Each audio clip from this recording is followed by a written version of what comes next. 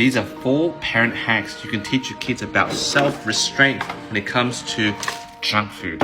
And you don't need to tell them off. It's self-controlled by the kids themselves.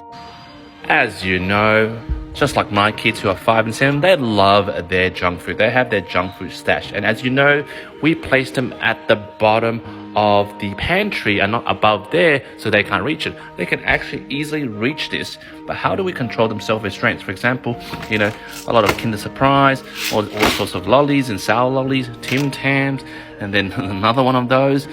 All these lollies are at their reach, but how do you teach them self-restraint? So my kids are 5 and 7, 2 boys, and these are the 4 junk food, self-restraint, self-discipline hacks that has worked for us.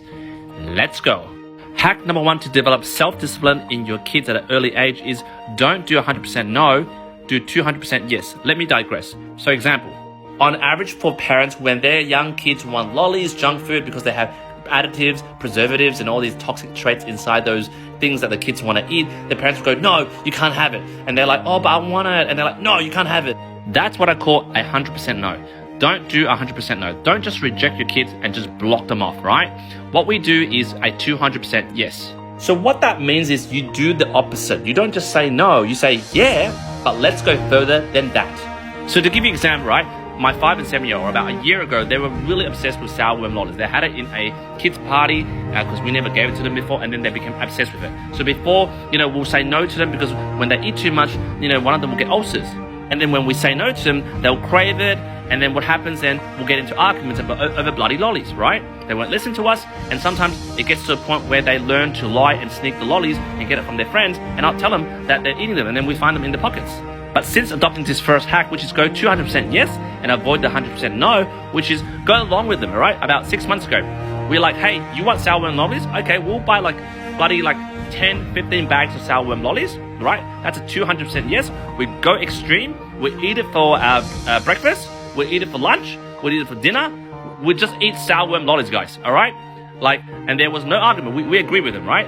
And then we let them see the consequences, right? So what happens is one of them nearly vomited because they ate too much. And at that point, I'm like, hey, do you guys want more? I mean, I can go to Woolies and buy another 10 pack. And they're like, no, Dad, we don't want sour worm lollies anymore.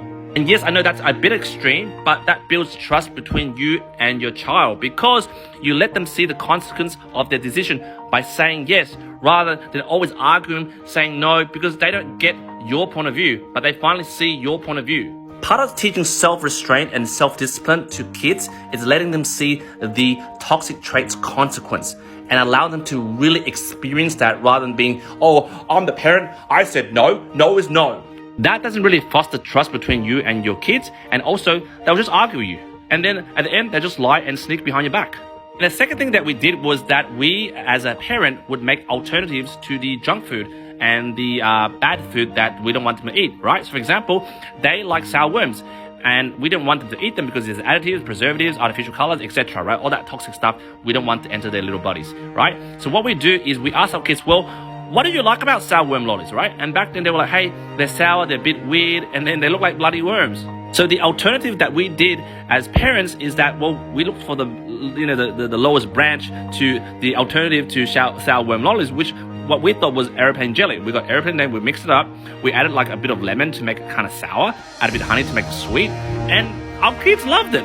And partly because it tastes like the bloody sour worm. There's no way it can be close to that because that tastes great with the additives because they were in the process of making it and then making it the alternative which they produce, and they actually enjoy that process. And part of teaching self-restraint and self-discipline to young kids is that you need to give them alternatives to the bad traits you don't want them to do. You're just going to go, oh, no, you can't do it. That's it, I'm the parent. You got to give them a bloody alternative, guys. Don't be lazy. And the third hack we did to curb their addiction to junk food and bloody lollies is that we told them you got to use your allowance to buy the lollies and the junk food you want, right? Not our money, right? Because even if our kids are 5 and 7, it's basic human nature, right? They have to rethink, I've got to use my own bloody money. Is it really worth it? Can I be using that saving for other things like, toys I want to buy? And this hack is really good for your kids to develop self-restraint and self-discipline because it puts the onus back to their allowance, their money, right? So it avoids argument. It's like, hey, you want to buy it? We let you buy it, but use your own money. And just like the character in my new book, Nana the Naughty Savings Jar, this character decides that, no, it's actually not worth it and it's better to save the money. Which, by the way, is a plug and it's coming out very soon, guys. And hack number 4 is we utilize the power of social media. For example, there's TikToks, videos on Instagram, YouTube, whatever, that shows the bad effects of lollies and junk food, right? For example, a video show how much sugar is in a Mars bar, right? Some videos show, ulcers, mouth ulcers, stomach ulcers, some kids having attention deficits. We then send it to our kids, let them watch it, and then they go, hey, is that really worth it? That, you eat these lollies and it might affect your growth. You might not be tall enough to, for example, one of my kids likes to play basketball. That might affect you. And this hack is just basically educating your kids rather than saying, no, you can't do it. And because we're the parent, no, you really explain to them. You go, hey, there's actually preservatives. And what happens is we teach our kids what the preservatives means, right? So for example, my kids will start looking at packages and behind the back and look at what preservatives they are. And what happens is they'll start to recognize some preservatives are not good for them. And they'll start filtering what are good lollies and what are bad lollies. And by introducing this education hack early, your kids learn self-restraint and self-discipline. Because what happens is they learn to analyze and think for themselves. Because basically what self-restraint is you want to do something emotional, impulsive, but the logical side of your brain kicks in and goes, hey, there's actually cons to what you want to do. Maybe don't do it. And as a bonus tip, if you watched thus far, which means you're a parent that loves their kids, sometimes for us, we deliberately buy junk food for them. Yes. What happens is we want to be associated with junk food. We want to be the gatekeeper of junk food. We don't want to be the person that when they think of junk food, or mum and dad's going to say no, let's avoid them. We want to train them from an early age for, junk food replaced to anything that is bad or considered a taboo, that we are not against it, right? We are not the bad guy. But even though as parents we are not against it and we allow you to do it, we have to come to some sort of agreement on how the junk food is eaten. For example, my 7-year-old loves Tim Tams, right? So what I do to him is like, hey, I'm happy to use my money to buy Tim Tams for you, but our agreement is that you have 20 days to eat all these Tim Tams, which means, per day, you have one, and that's it.